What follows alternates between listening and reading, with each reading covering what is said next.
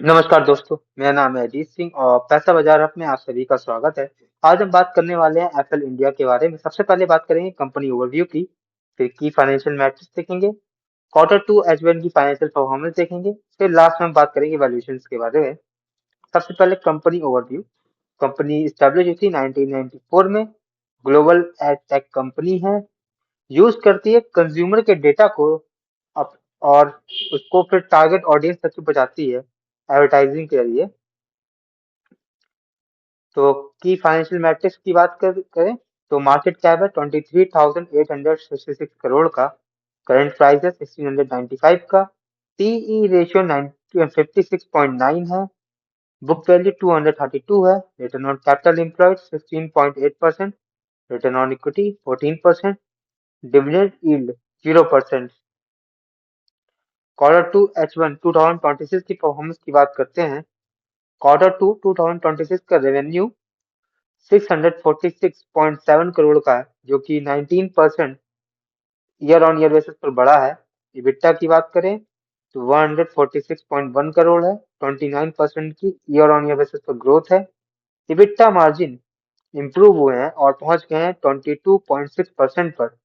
Profit after tax की बात करें तो 110.5 करोड़, अप्रोक्स 20% की ग्रोथ है ईयर ऑन ईयर बेसिस पर।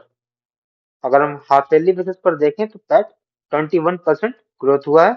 अब तक का सबसे अच्छा क्वार्टर था रेवेन्यू, इबिट्टा और पैट के मामले में। रेवेन्यू मिक्स की बात करते हैं। इंडिया और इमर्जिंग मार्केट से 74% इनका रेवेन्यू आया है, जिसमें 20% की ईयर ऑन ईयर बेसिस पर ग्रोथ हुई है। डेवलप्ड मार्केट से 26% का रेवेन्यू आया है और यहाँ पर 17% की ईयर ऑन ईयर बेसिस पर ग्रोथ हुई है। ग्रोथ की जो मेन वजह है वो है फेस्टिवल डिमांड और deeper global client engagement. Financial performance देखते हैं पिछले 5 साल की, ताकि कंपनी की फाइनेंशियल की पता चले। सेल्स 2021 में थी 517 करोड़, 2025 में हो गए 2266 करोड़। ऑपरेटिंग प्रॉफिट मार्जिन की बात करें तो 20 से 21 के पीक में स्टेबल थे।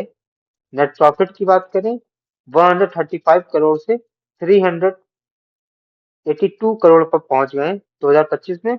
ईपीएस के माध्यम से समझते हैं। 2021 में कंपनी कमा रही थी हर शेयर होल्डर के लिए 0.57, वही कंपनी 2025 में कमा रही है 27.18। तो strong share holder value creation हुआ है पिछले 5 साल में अगर देखें तो। कंपनी के स्ट्रेंथ की बात करें तो डेट फ्री है। स्ट्रॉन्ग प्रॉफिट और रेवेन्यू ग्रोथ है कंपनी की। मार्जिन इंप्रूव हो रहे हैं। फॉरेन इंस्टीट्यूशन की होल्डिंग बढ़ रही है। इससे पता चलता है कॉन्फिडेंस फाइनेंशियल इंस्टीट्यूशन का बढ़ रहा है।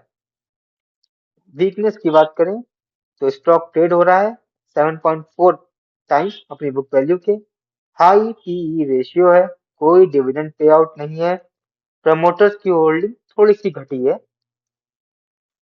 शेयर होल्डिंग पैटर्न जानते हैं सितंबर 2025 का। तो प्रमोटर्स की होल्डिंग है 54.97%, थोड़ी सी घटी है इस क्वार्टर में। फॉरेन इंस्टीट्यूशन की बात करें तो 19.02% है, जो कि पिछले क्वार्टर से थोड़ा बढ़ी है। डोमेस्टिक इंस्टीट्यूशन की होल्डिंग 14.68% है। पब्लिक होल्डिंग 11.23% है। अब हम स्टॉक के वैल्यूएशंस की बात करेंगे तो स्टॉक का पीई रेशियो है 56.9, जबकि इंडस्ट्री का पीई रेशियो है 26 का।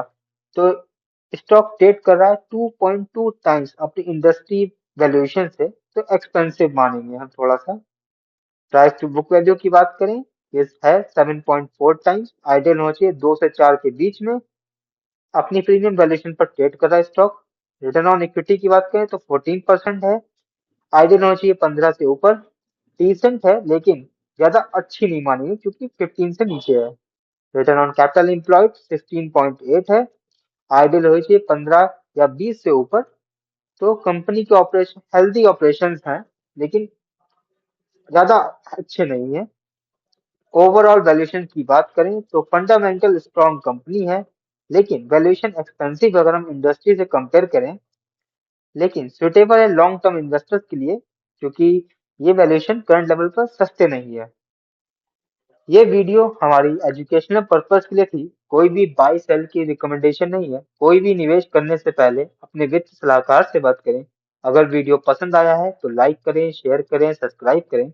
अगर आप किसी स्टॉक सेक्टर या फिर म्यूचुअल फंड के बारे में जानना चाहते हैं तो उसका नाम हमें कमेंट सेक्शन में मेंशन करिए, ताकि नेक्स्ट टाइम जब हम वीडियो बनाए उन टॉपिक्स को कवर कर सकें। धन्यवाद।